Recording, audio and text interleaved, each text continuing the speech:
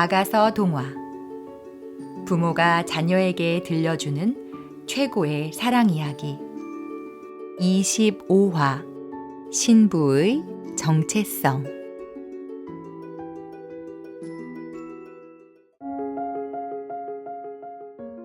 아가서는 우리가 그리스도 안에서 신부로 성장해 가는 이야기를 하는 책이에요. 솔로몬과 술람미는 히브리어로 같은 단어인데 남성형과 여성형으로만 다르게 쓰여졌다는 것 기억하나요? 마치 예수님과 그리스도인이 같은 몸, 같은 영이듯이 말이에요.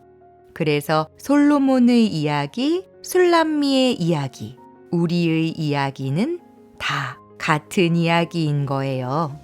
아가서에는 역사 속 교회의 모습과 묵시 속에 완료되어 있는 교회의 모습이 같이 나와요. 그 속에서 예수님의 재림을 향해서 나아가며 완성되어가는 모습들이 상징적으로 기록되어 있기 때문에 구속사로 풀지 않으면 이해하기 어려워요. 아가서 1장에서 예루살렘 여자들과 술람미가 반대로 맞서서 존재하는 가운데 예루살렘 여자들이 술람미의 외모, 자격 조건 같은 걸 가지고 트집을 잡고 따지는 모습들이 나타났었어요. 그래서 술람미가 힘들어하면서 신랑을 찾게 되지요. 신랑이요, 도대체 어디 갔습니까? 당신의 양들이 정오에 안식하는 곳이 어디입니까? 나 좀 데려가 주세요. 하는데 이것은 성도가 역사 속에서 고난을 통과할 때 나오는 부르짖음이에요. 그런데 그 정도는 아무것도 아니에요. 이 세상에서 성도는 도대체 내가 구원받은 사람 맞나? 그런데 왜 신랑은 입맞춤 한 번 하고는 사라진 거지? 라는 상황에 수시로 떨어지게 되어 있다는 거예요. 그렇기 때문에 나는 구원의 확신이 한 번도 흔들리지 않았다라고 하는 사람은 가짜라고 의심할 수밖에 없죠.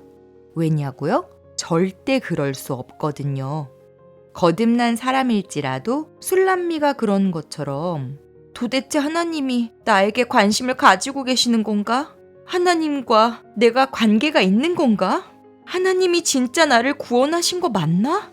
하나님의 말씀과 가까이 할 때는 안에서 천국이 팡팡 터지는데 그 사귐이 지속되지 않고 끊어지는 이유가 무엇일까? 라고 자주 묻게 돼요. 그 이유는 우리가 육신을 입고 있기 때문이에요.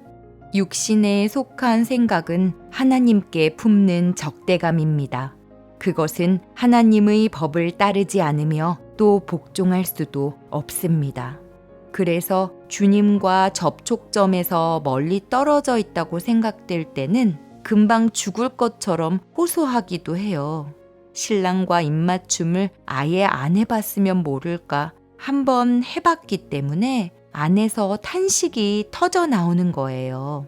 그런데 주님이 너와 나는 이미 하나로 연합하여 성전이 되어 있기 때문에 누구도 파괴할 수 없고 멸해버릴 수 없다 라고 말씀하시고 1장이 끝났어요.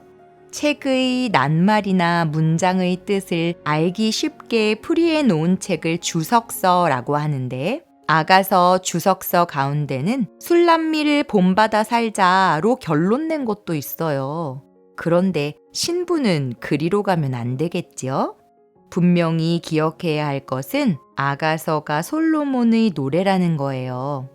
솔로몬이 술람미를 어떻게 사랑했는가를 알려주고 있는 책이지 술람미가 솔로몬을 얼마만큼 사랑하고 기다렸는가에 초점 맞춰진 책이 아니라는 거예요.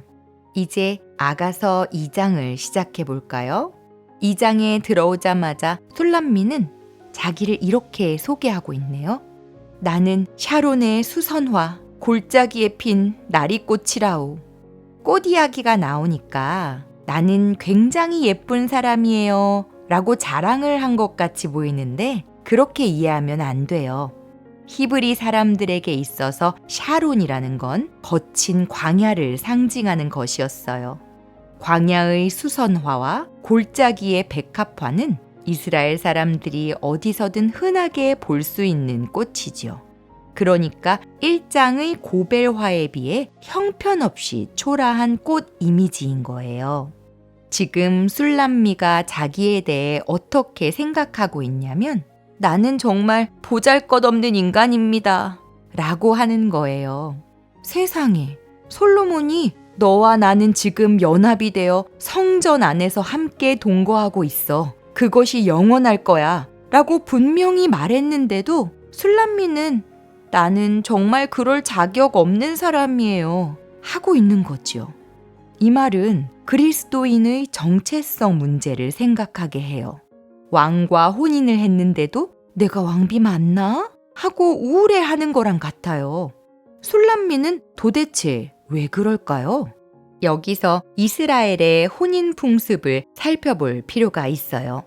이스라엘에서는 신랑 아버지가 신부를 선택하면 신랑 집의 종이 먼저 신부의 집으로 가요.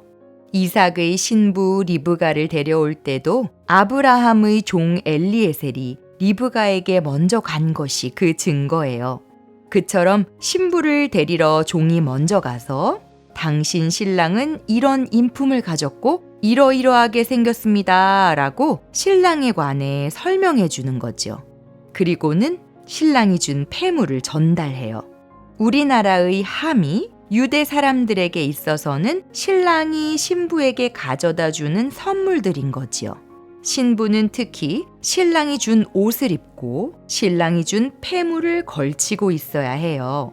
마태복음의 열처녀 비유에도 기록되었지만 신부가 밤에 등불을 들고 기다리는 중 희미한 어둠 속에서도 신랑이 쉽게 찾아낼 수 있었던 건 자기가 준 폐물을 걸치고 자기가 준 옷을 입고 있는 여인을 발견하기가 쉬웠기 때문이에요. 당시 유대 문화에서 신부는 신랑이 준 옷만 입고 있어야 했어요. 그만큼 옷이 중요했지요. 그리스도인 역시 옷의 의미는 각별해요. 이 옷에 대한 이야기는 다음 시간에 더 자세히 다룰 거니까 기대하세요.